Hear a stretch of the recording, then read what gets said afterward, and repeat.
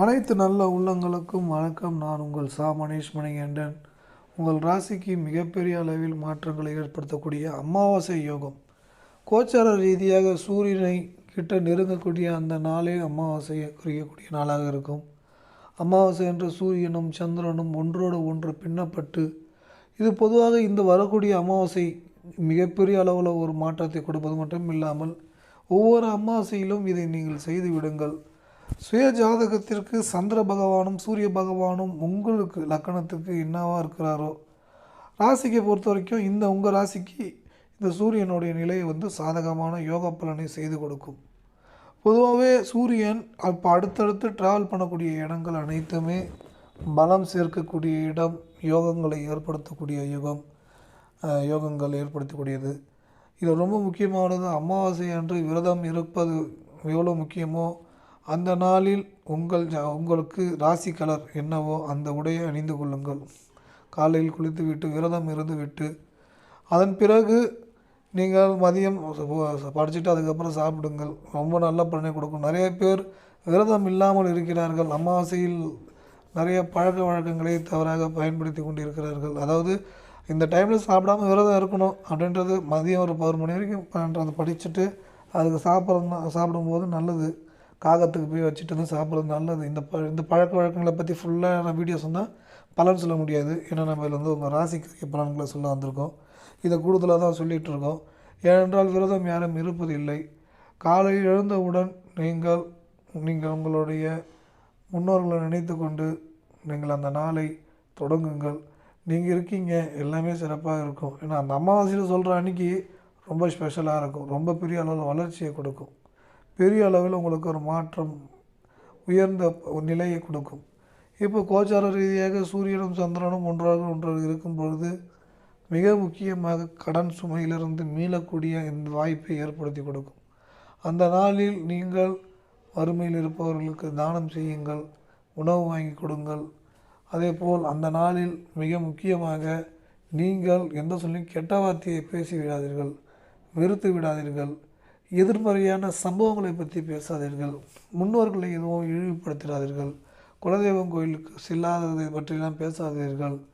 அந்த நெகட்டிவான விஷயங்களை முடிந்தவரை தவிர்த்து கொள்ளுங்கள். அந்த நாளில் பங்கு சந்தையில் சம்பந்தமான விஷயங்களில் ஈடுபடுவதை தவிர்த்து கொள்ளுங்கள். ஏன்னா அந்த நாளில் சுய ஜாதகத்தில் யோகம் என்று இருந்தால் மட்டுமே அந்த நாளில் பணம் பல லட்சம் பல கோடி சம்பாதிப்பவராக இருப்பார்கள். மற்றவர்கள் ஆகாத நிலையில் இருப்பவர்களுக்கு இழப்புகளை அதிகமாக சந்தித்திருப்பார்கள். பொதுவாகவே ஒரு மனிதர்களுக்குள்ள அமாவாசைக்கு இருக்க பிடிக்கும்.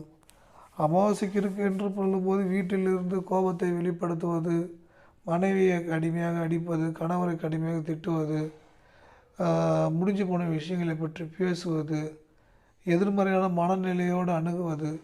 ஏன்னா மிருக குணம் மனிதர்களுக்குள் வந்துவிட்டால் அவங்களுடைய வளர்ச்சியை தடை ஏற்பட்டுகிட்டே இருக்கும். கோச்சார ரீதியாக புதனும் சுக்கிரனும் அசுரகுரு அணியில் சனியின் பார்வை, 3ஆம் பார்வையில் குருவுடைய பார்வை செவ்வாய் புதன். பாருங்கள், ஒரு நேர்கோட்டில் செவ்வாய் தேவகுருவை பார்த்து தேவகுரு வீட்டில் இருந்து தேவகுரு கிரகங்களை பார்ப்பதும், அதேபோல் அசுரகுனி வீட்டில் சனி பகவான் அமர்ந்து சுக்கிரனை பார்வையிடுவதெல்லாம் உங்களுடைய தொழில் ரீதியாக உங்களுக்கு தடையை நிவர்த்தி பண்ணி பல மடங்கு வருமானங்களை ஏற்படுத்தும்.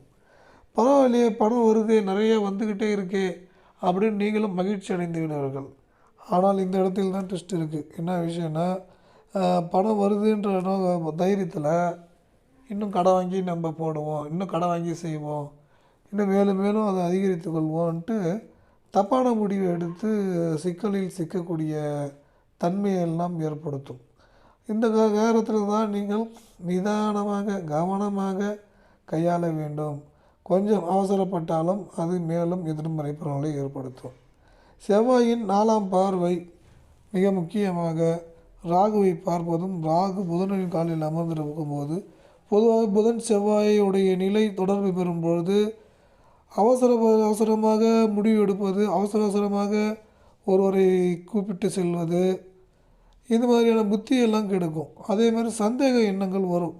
உங்களுடைய நண்பர்களோ உறவுகளோ நம்பி ஒரு கடையோ தொழிலோ வேலையோ பணம் கொடுக்கறதோ இதுமாரி விஷயங்களில் ஈடுபட்டிருப்பீங்க. அது வந்து ஏதோ திருடு போயிடுச்சு, ஏதோ அவங்க எடுத்துன்னு போயிட்டாங்க, ஏமாற்றிட்டாங்க அப்படின்ற ஒரு மனசு தோணாலும் வெளியே சொல்லாதீங்க.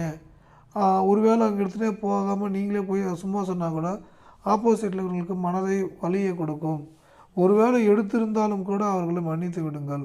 ஏனென்றால் இந்த இடத்துல வந்து அது சம்மந்தமான விஷயங்களை பேசி உங்களுக்கு நீங்களே மன உளைச்சலை ஏற்படுத்திக்க கூடாது. ஏற்படுத்திக்கும் போது அமாவாசையின் யோக பலன்களை அனுபவிப்பதில்லை. பெருவாரியான மக்கள் அமாவாசை யோக பலனை அனுபவிப்பதில்லை.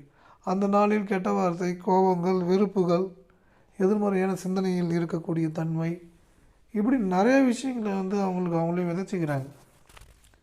அவங்களே விதைச்சிக்கும் போது அவங்களுக்கு வர வேண்டிய முழுமையான யோக பலனை பெறுவதில்லை.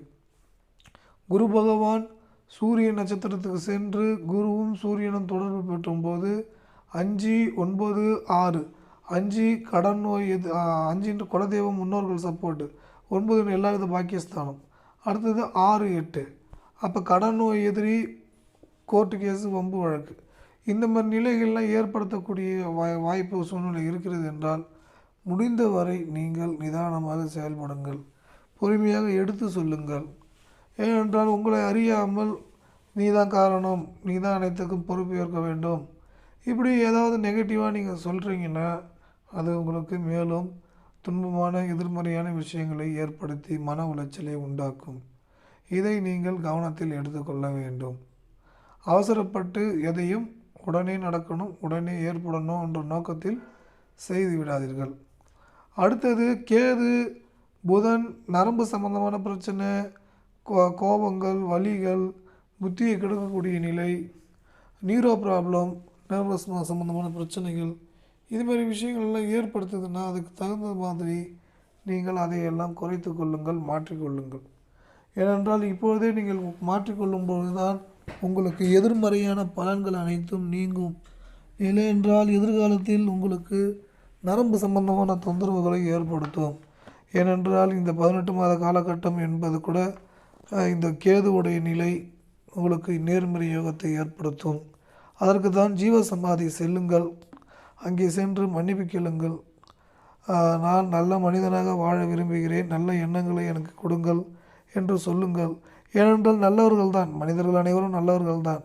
ஆனால் கிரக நிலைகள் அவர்களை கோபத்துக்குரிய ஆட்களாகவும், பொறாமைப்படக்கூடிய ஆட்களாகவும், எதிர்மறை எண்ணங்களை யோசிக்கக்கூடிய ஆட்களாகவும், பல்வேறு விதமான வழிகள் வாய்ப்புகளை வழிகளை கொடுத்து கொண்டு இருக்கும். இது ரொம்ப முக்கியமான சூட்சம ரகசியமே. நிறைய நல்ல விஷயங்களுக்கு நீங்கள் செல்லும்போது நிதானமாக, செய்யும்போது நிதானமாக செய்யுங்க. அவங்க இதை எடுத்துன்னு போயிட்டாங்க, இவங்க இதை எடுத்துன்னு போயிட்டாங்க, அவங்க அதனால் வாழ்ந்தாங்க, இவங்க இதனால் வாழ்ந்தாங்க, உங்களை அறியாமல் உங்களுடைய ஆதங்கம், வருத்தங்கள், கவலைகள், வெறுப்புகள், எதிர்மறை எண்ணங்கள் உங்களை அறியாமல் தான் வரும். ஏனால் நீங்கள் மனதளவு நினைத்து எதையும் செய்வதில்லை. கிரக நிலைகள் அப்படி செய்ய வைக்கிறது. அப்படி செய்ய வைக்கிறது என்றால் அதற்கு தகுந்தது போல் நீங்கள் மாற்றிக்கொள்ளுங்கள். எண்ணங்கள், செயல்கள் அனைத்தையும் அதுக்கு தகுந்த மாதிரி மாற்றிக்கொள்ளுங்கள். ஏனென்றால் உங்களை அறியாமல் நீங்கள் பேசக்கூடிய வார்த்தைகளும் செயல்களும் தான் உங்களை வீழ்ச்சிக்கும் ஏற்றத்துக்கும் காரணமாக இருக்கிறது. அடுத்தது புதன் செவ்வாயோட நிலை எப்பயுமே 3, 8, 6 3, 8, 6 தேவையில்லாத அலைச்சல், தேவையில்லாத கடன் நோய் சம்மந்தமான தேவையில்லாமல் கடன் வாங்க வைக்கிது, தேவையில்லாமல் அவமானத்தை ஏற்படுத்துது. இந்த 3மே வேலை செய்யும். தேவையில்லாத ஒரு அலைச்சல், தேவையில்லாமல் கடன் வாங்க வைக்கிது, தேவையில்லாத அவமானத்தை ஏற்படுத்துது. இந்தமாதிரி விஷயங்களை ஏற்படுறதுக்கு காரணமே நம்மளுடைய அமைப்பு. புதனும் செவ்வாயும் ஒரே நேரத்தில் இணையக்கூடிய நேரம். சுய ஜாதகத்தில் இருந்ததுன்னா இன்னும் கொஞ்சம் கவனமாக இருக்கணும். வயசானவங்களாக இருந்தால் ரொம்ப கவனமாக இருக்கணும். அவங்கள தான் ரொம்ப பார்த்துக்கணும். ஏன்னா வந்து டக்குன்னு பேசும்போது டக்குன்னு அது நரம்பு பாதிக்கும். ஏன்னா ப்ளட் ப்ரெஷர்லாம் செக் பண்ணணும். இந்த காலகட்டத்தில் ப்ளட் ப்ரெஷர் செக் பண்ணணும். இதை சரி பண்ணுறதுக்கு என்னவோ அதை ட்ரீட்மெண்ட் எடுக்கணும். பக்குவமாக பேசணும். வயசானவங்க பாவம், அவங்க நல்லா இருக்கணும், இப்போ இறைவா அப்படின்னு நினைக்கணும். எனக்கு என்ன எங்கன்னா எடுத்து போய் விடு, எங்கேயாவது போய் நான் ஏன் பார்க்கணும், அதுமாரிலாம் சொல்லக்கூடாது. ஏன்னா உங்களை அறியாமல் உங்களை பேச வைக்கும். அந்தமாரி பேசாதீர்கள். ஏனென்றால் நம்ம மனிதர்கள் என யாரும் தெரிந்து பேசுவதில்லை, தெரியாமல் தான் பேசுகிறோம். அதுபோல் வயதானவர்களை திட்டுவதோ வெறுப்பை விதைப்பதோ போன்ற விஷயங்களை செய்யாதீங்க. இந்த சாப்பாடு தட்டை பொட்டி உடைகிறது, சாப்பாடை கொட்டி விடுறது, இந்தமாரி நெகட்டிவான விஷயங்கள்லாம் தயவுசெய்து செய்யாதீங்க. அது உங்களுடைய வாழ்க்கையுடைய வெற்றிக்கு தடைக்கற்களாக இருந்துவிடும். நீங்கள் அதை கவனத்தில் எடுத்துக்கொள்ளுங்கள்.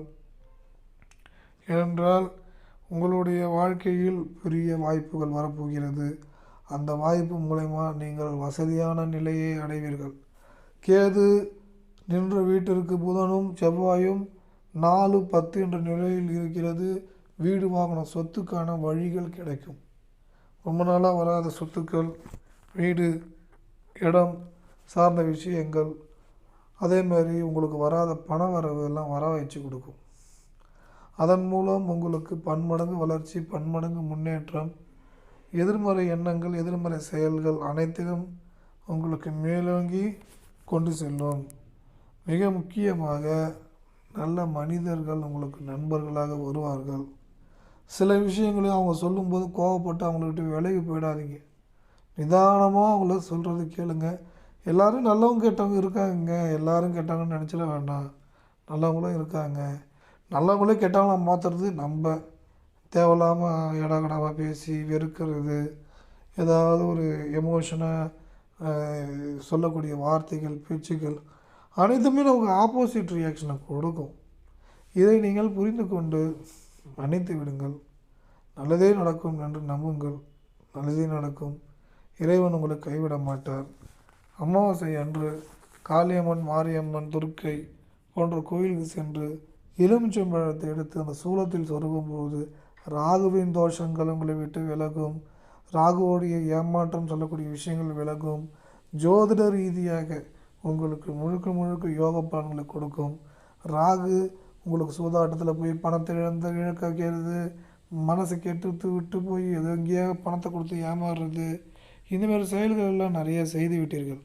அதே போன்ற விஷயங்களை நீங்கள் செய்ய வேண்டிய அவசியம் இருக்காது. அதனால் நீங்கள் செய்ய வேண்டியது தொடர்ச்சியாக அமாவாசையில் அந்த நாளில் எலுமிச்சம்பழத்தை சொருகுங்கள். சூலத்தில் விரிகும்போது எல்லா வித தோஷமும் நிவர்த்தி ஆகிடுச்சின்னு நினச்சிங்க. கம்ப்ளீட்டாக உங்களுக்கு கிளியர் ஆகுது.